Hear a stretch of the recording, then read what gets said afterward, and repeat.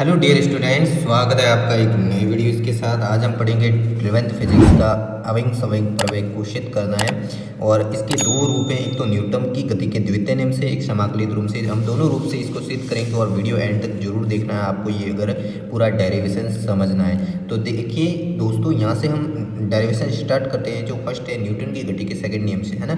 तो देखिए हम पहले देखेंगे फर्स्ट ये, है ना। न्यूटन की गति के सेकंड नियम से हमें क्या पता चलता है। देखिए इस प्रमेय के अनुसार, यानी आवेग संवेग प्रमेय, किसकी बात हो रही है यहाँ पर, आवेग संवेग प्रमेय की।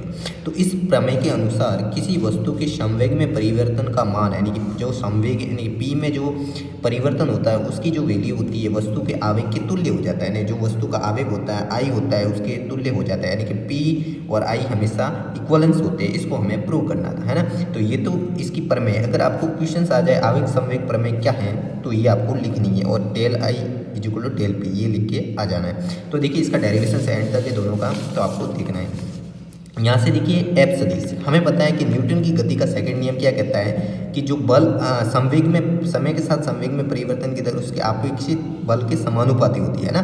तो एफ सदिश बल क्या होता है, एफ सदिश। अब देखिए सदिश राशि, इसलिए मैंने ऊपर सदिश का सिंबल लगा दिया। एफ सदिश समानुपाती होता है संवेग डेल पी सदिश अपॉन डेल टी। इसको हमने समीकरण नंबर 1 दे दिया, इक्वेशन नंबर फर्स्ट, ठीक है। यहाँ से एफ सदिश इज इक्वल टू, यहाँ पर इक्विवेलेंस यानी समानुपाती का अगर निशान हटाऊंगा तो क्या आएगा, यहाँ पर आएगा इस इक्वल टू के डेल पी सदिश अपॉन डेल टी, है ना। यहाँ पर हमने यहाँ पर जो के लिया है ये समानुपाती स्थिरांक लिया है ना, मतलब इसके ये स्थिरांक है जहाँ पर हम के की वैल्यू 1 लेंगे, है ना। तो यहाँ पर आपको केवल समानुपाती का निशान हटा तो यहाँ पर के लिए, इसको हमने समीकरण नंबर 1 लिया, ये आपको ध्यान रखना है। सेम एज इट इज आपको डेरिवेशंस करना है एग्जामिनेशंस में, ठीक है। तो देखिए एफ सदिश इज इक्वल टू, यहाँ पर अगर मैं के की वैल्यू 1 रखूँ तो 1 तो ये हो जाएगा डेल पी सदिश अपॉन डेल टी, और यहाँ पर डेल पी सदिश क्या हो जाएगा, डेल पी सदिश इज इक्वल टू हो जाएगा यहाँ पर क्रॉस गुणन हो जाएगा। तो देखिए क्रॉस गुणन हो जाएगा तो एफ सदिश डेल टी, तो डेल पी सदिश इज इक्वल टू हो जाएगा। अब हमें पता है कि डेल पी सदिश इज इक्वल टू एफ सदिश, यहाँ पर आपको समझ में आ गया। देखिए पी सदिश ये क्रॉस गुणन हो गया, तो एफ सदिश डॉट ये डेल टी, है ना। तो बल और समय का जो गुणांतर होता है वो आवेग के तुल्य होता है, ये आपको पता है। तो डेल पी सदिश इज इक्वल टू एफ सदिश डॉट डेल टी क्या होता है, ये होता है आई सदिश, है ना, यानी आवेग। तो डेल पी को हम ऐसे भी लिख सकते हैं, पी टू सदिश माइनस पी वन सदिश, या आई को लिख सकते हैं आई टू सदिश माइनस आई वन। तो आपको डेरिवेशन यहाँ तक ही करना है। इसको हमने समीकरण नंबर 2 दे दिया, ये है सिद्ध कर दिया, हैंस प्रूव्ड है। अब देखिए सेकंड जो इक्वेशंस थी हमारे क्या थी, समाकलित रूप। समाकलित रूप में इसको सिद्ध करना है। तो देखिए समाकलित रूप में पहले तो आपको न्यूटन की गति के सेकंड नियम से सिद्ध करना था, तो ये न्यूटन की गति से सेकंड नियम से सिद्ध कर दिया। अब समाकलित रूप से, तो देखिए समाकलित रूप क्या होती हैं कि समाकलित रूप हमें पता है कि एफ इक्वल टू होता है del P upon del T, इसको हमने समीकरण नंबर 1 दे दिए। अब हमें पता है कि जो del P F equal to, यहाँ पर हमें डेल टी जो हुए इसको हमने डी टी यानी कि समाकलन के रूप में लाना है ना। समाकलन के रूप में लाने के लिए जो डेल की जो डेल है ना, डेल यहाँ पर हम क्या लगाएंगे, limit del tends to equivalence 0, यानी कि जो डेल टेंस की लिमिट है वो 0 के अग्रसर है ना, अग्रसर है। तो F is equal to limit del tends to 0, यहाँ पर del P upon del T.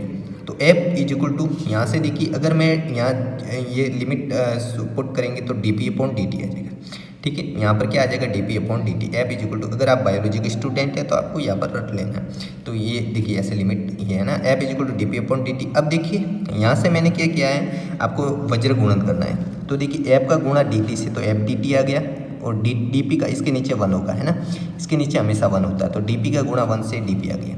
अब देखिए इसकी लिमिट लगाएंगे। अब यहाँ से डी टी के सापेक्ष से, तो T1 से T2 तक लिमिट है, इसकी DP यानी P1 से P2 तक लिमिट है। लिमिट लगानी है और लिमिट लगा के इसको समाकलन को सॉल्व करना है, इंटीग्रेशन को सॉल्व करना है। तो यहाँ पर से देखिए एफ डी टी, तो यहाँ पर DP, तो देखिए DP की जब मैं यहाँ लिमिट लगाऊंगा तो P2 माइनस P1, यानी कि इसका समाकलन क्या हो जाएगा, इसका समाकलन हो जाएगा P हो जाएगा, है ना। तो इसके समाकलन अगर P हो जाएगा तो लिमिट लगाऊंगा तो क्या हो जाएगा, P2 माइनस P1, है ना। इसी प्रकार इसका देखिए एफ है, जो एफ तो बल है, तो स्थिरांक राशि इसको हम बाहर ले रहे हैं, तो एफ को बाहर ले लिया, और डी टी यानी कि डी टी का क्या समाकलन, डी टी देखिए ये पर हम कर रहे हैं समाकलन। तो यहाँ पर P2 minus P1 is equal to F, यहाँ से अगर मैं समाकलन करूँगा टी आ जाएगा, तो और टी की डायरेक्ट वैल्यू लिख रहा हूँ T2 माइनस T1, ठीक है। तो यहाँ से देखिए P2 माइनस P1 को क्या लिख सकते हैं, डेल पी, और एफ T2 माइनस T1 को कैसे लिख सकते हैं, डेल टी। तो del P is equal to क्या हो गया, एफ डेल टी। एंड इन दोनों का हमेशा गुणन क्या होता है, यहाँ पर देखिए, यहाँ पर आई सदिश। तो इस प्रकार ये आई सदिश, ये समाकलित रूप में सिद्ध कर दीजिए। अगर इस वीडियोस को अपने दोस्तों के साथ शेयर जरूर करना और चैनल को सब्सक्राइब करके ही जाना। Thanks for watching the videos. मिलते हैं नए वीडियोस के साथ, तब तक के लिए धन्यवाद।